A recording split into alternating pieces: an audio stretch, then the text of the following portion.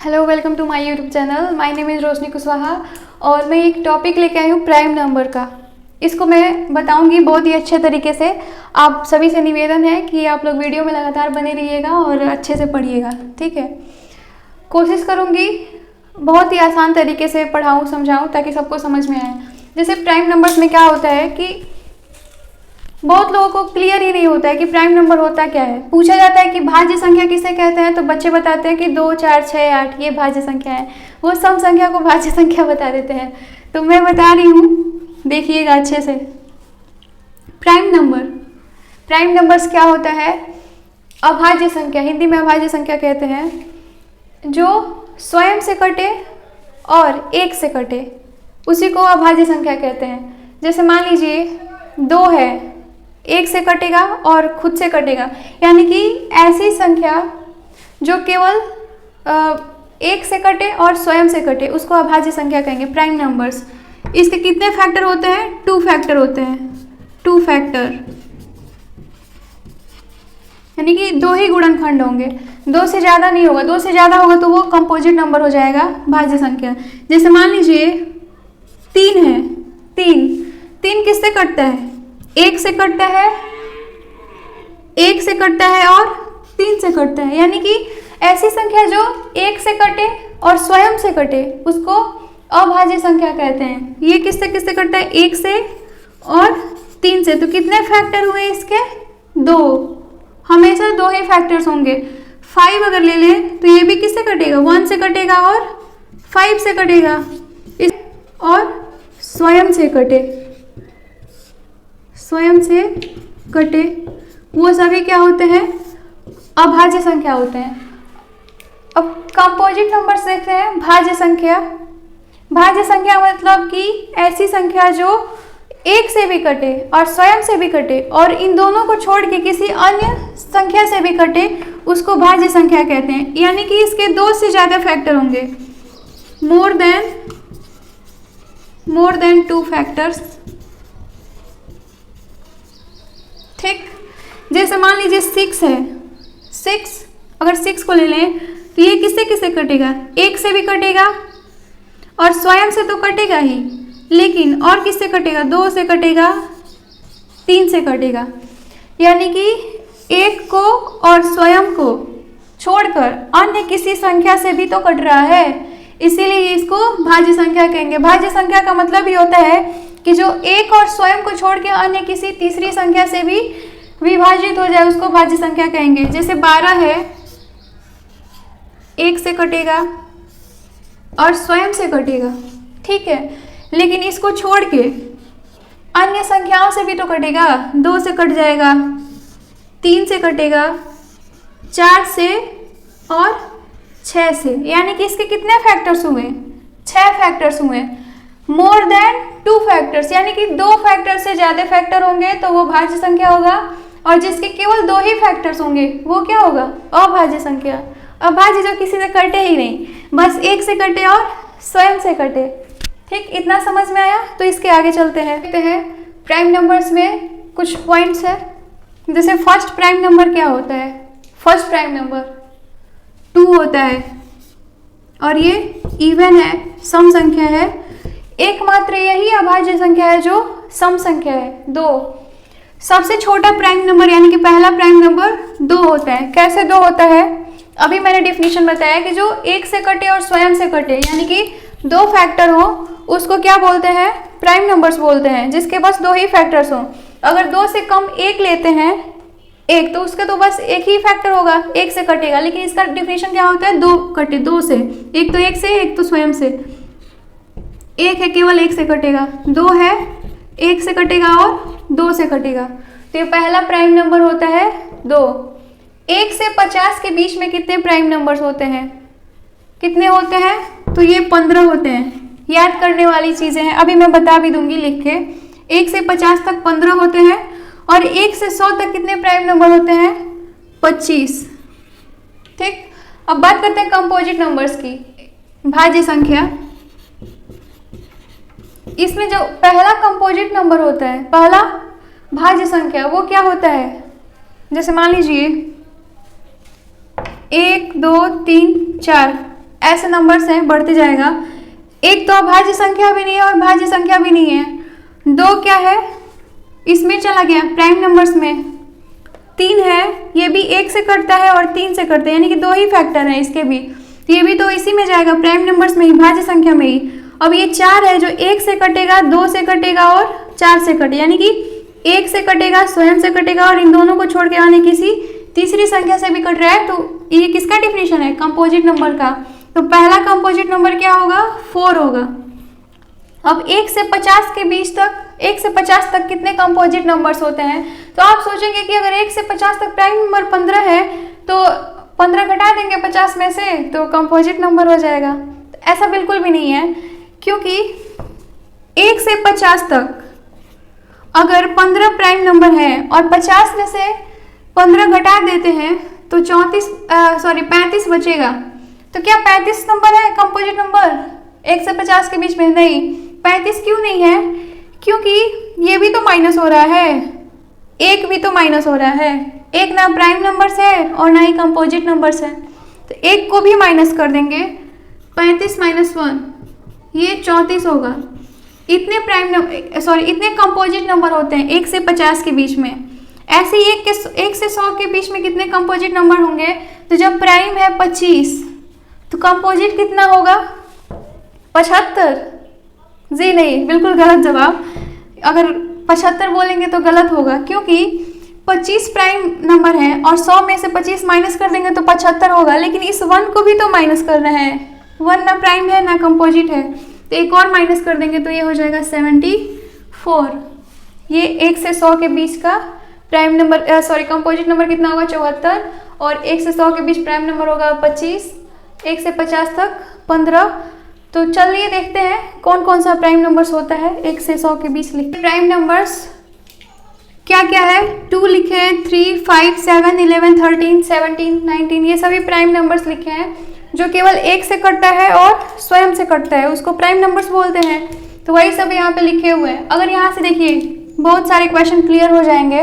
जैसे अगर पूछे कि एकमात्र ऐसा कौन सा संख्या है जो सम संख्या है और प्राइम नंबर्स है, तो बस एक अकेला 2 ही है जो कि सम संख्या है और सम संख्या होने के साथ साथ क्या है? प्राइम नंबर्स है।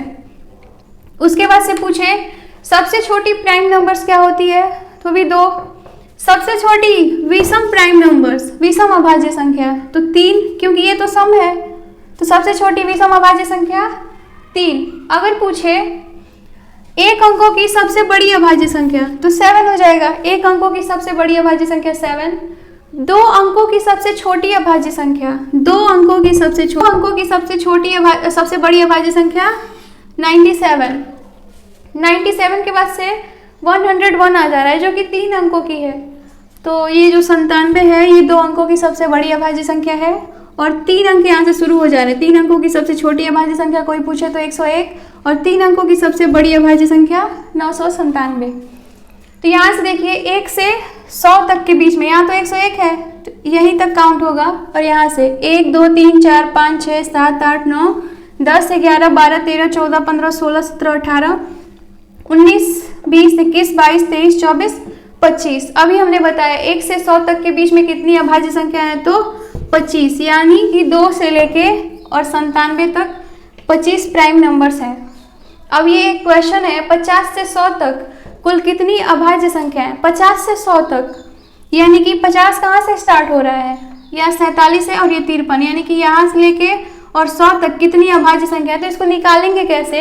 इतना लिखेंगे थोड़ी, निकालेंगे कैसे? हमको पता है कि 1 से 50 तक 15 अभाज्य संख्या होते हैं, अभी मैंने इसके पहले बताया, और 1 से 100 तक 25 होते हैं।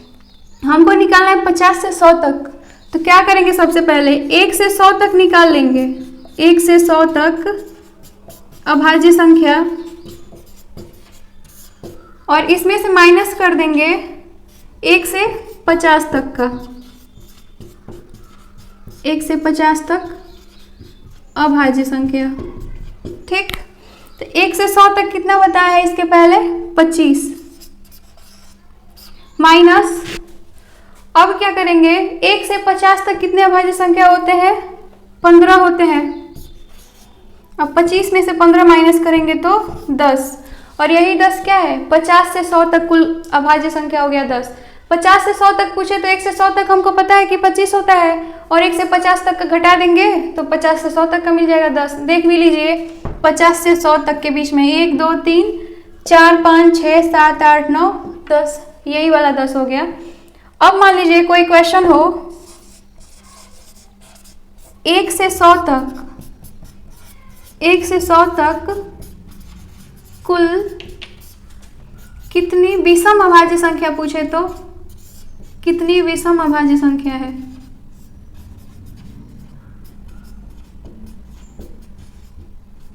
एक से 100 तक कुल कितनी विषम अभाज्य संख्या है, तो 1 से 100 तक हमको क्या पता है कि टोटल होता है 25।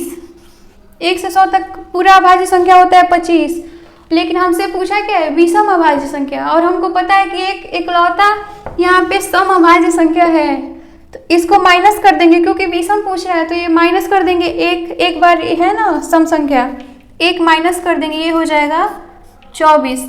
तो 1 से 100 तक 24 ऐसे अभाज्य संख्या है जो कि क्या है, विषम संख्या। लिखा है x, x+2, x+4, ये 3 अभाज्य संख्याएं हैं। तो x का मान क्या होगा, x क्या हो सकता है, यहाँ पे देखिए डिफरेंस कितना है, ये x है, ये x+2 है, 2 का डिफरेंस है, x में 2 जोड़ देंगे तो x+2 हो जाएगा। अब इस x+2 में फिर से 2 ऐड कर देंगे तो x+4 हो जाएगा, यहाँ भी 2 का डिफरेंस है। तो 2 के डिफरेंस पे अभी लिखे थे, 2 के डिफरेंस पे ऐसे आपको याद है कि कौन सा अभाज्य संख्या है, 3, जो कि 2 के डिफरेंस पे है। तो ऐसा एक ही जगह है 2 के डिफरेंस पे, 2 के अंतर पर केवल एक ही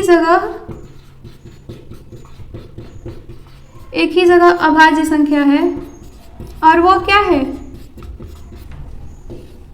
एक तो 3 है, एक 5 है और एक 7 है। 3 से पहले जाएंगे तो 2 आता है, 2, तो 2 में और 3 में 1 का डिफरेंस है, तो ये तो होगा नहीं। 3 और 5 इसमें कितने का डिफरेंस है, 2 का, और 5 और 7 में भी कितने का डिफरेंस है, 2 का। 7 के बाद से आता है 11, तो 7 और 11 में कितने का डिफरेंस है, 4 का, तो ये तो होगा नहीं। हमसे पूछा क्या है, 2 के डिफरेंस पे ये 3 अभाज्य संख्या है, बस एक ही जगह है, 3, 5 और 7। 3 अभाज्य संख्याओं का योगफल यदि एक सम संख्या है तो उसमें सबसे छोटी अभाज्य संख्या का मान जो होगा वो 2 होगा। ठीक, 2 कैसे होगा, यहाँ पे लिखा है 3 अभाज्य संख्याओं का अगर योगफल सम संख्या है तो उसमें सबसे छोटी अभाज्य संख्या जो होगा वो 2 होगा। देखते हैं, 2 + 3 + 5, तीनों अभाज्य संख्या है, 1 से कटते हैं और स्वयं से कटते हैं, तीनों अभाज्य संख्या है, तो इसको ऐड करने पे कितना आएगा, 2 3 5 और 5 5 10 आया। 10 क्या है, सम संख्या है। इसमें लिखा भी क्या है, 3 अभाज्य संख्याओं का योगफल यदि एक सम संख्या है, योगफल यदि एक सम संख्या है तो उसमें जो सबसे छोटी अभाज्य संख्या होगी वो क्या होगी, 2 होगी। और देखते हैं, 2 + 5 + 7, ये भी तीनों अभाज्य संख्या है, तो 7 5 12 12 2 14, ये भी क्या आया, सम संख्या आया। और भी लेते हैं, 2 + 7 + 11, ये कितना होगा, 11 7 18 18 2 20, ये भी क्या है, सम संख्या है। तो यहाँ से निष्कर्ष क्या निकला कि 3 अभाज्य संख्याओं का योगफल अगर सम संख्या होगा, 10 14 20 तीनों सम संख्या है, और ये 3 अभाज्य संख्याओं को जोड़े तो सम संख्या है, तो उसमें जो सबसे छोटी अभाज्य संख्या होगी वो क्या होगी, 2 होगी। ये रहा। अब इसी पे बेस्ड एक क्वेश्चन देखते हैं, 3 अभाज्य संख्याओं का योग यदि 100 है, यही दे दिया है कि 3 अभाज्य संख्याओं का योग 100 है, यदि उसमें एक अभाज्य संख्या 31 है तो सबसे बड़ी अभाज्य संख्या बताइए। तो ये तो अंडरस्टूड है कि अगर 100 दिया है, सम संख्या दिया है, 100 क्या है, सम संख्या है, योगफल 100 दे दिया है, सम संख्या, जैसे यहाँ पे सम संख्या था तो उसमें सबसे छोटी क्या हो रहा था, 2, तो ये अंडरस्टूड है कि इसमें एक 2 होगा जरूर, तभी तो सम संख्या आया है। तो अपने पास से हमको पता है कि एक 2 होगा, तभी 100 होगा इसका योगफल, सम संख्या। तो जब एक 2 हो जाएगा और एक दे ही दिया है 31,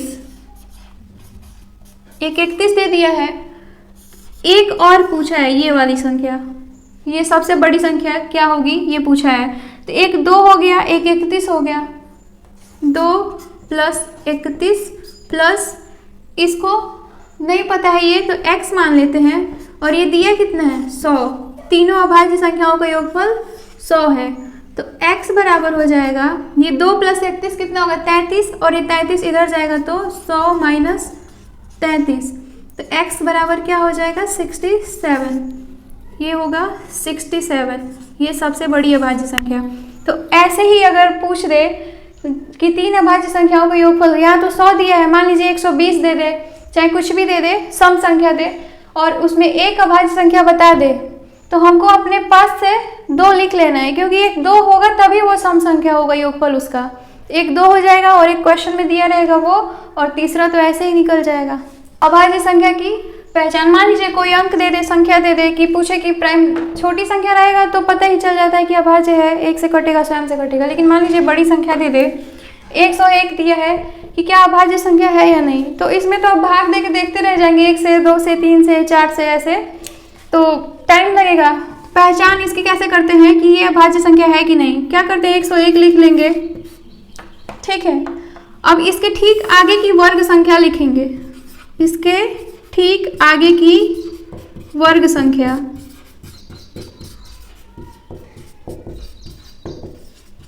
इसके ठीक आगे की वर्ग संख्या क्या होता है, इससे कम तो 100 होता है, 100 ये किसका स्क्वायर है 10 का स्क्वायर है, उसके बाद 11 का स्क्वायर 121 होता है, तो 101 के बाद वही वर्ग संख्या है 121, ठीक।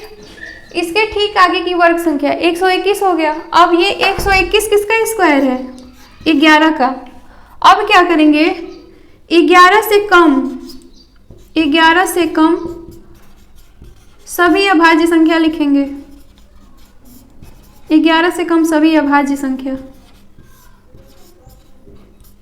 11 से कम सभी अभाज्य संख्या क्या क्या है, तो 2 है, 3 है, 5, 7, और इसके बाद से तो 11 आता है तो खुद है 2, 3, 5, 7, 11 से कम अभाज्य संख्या।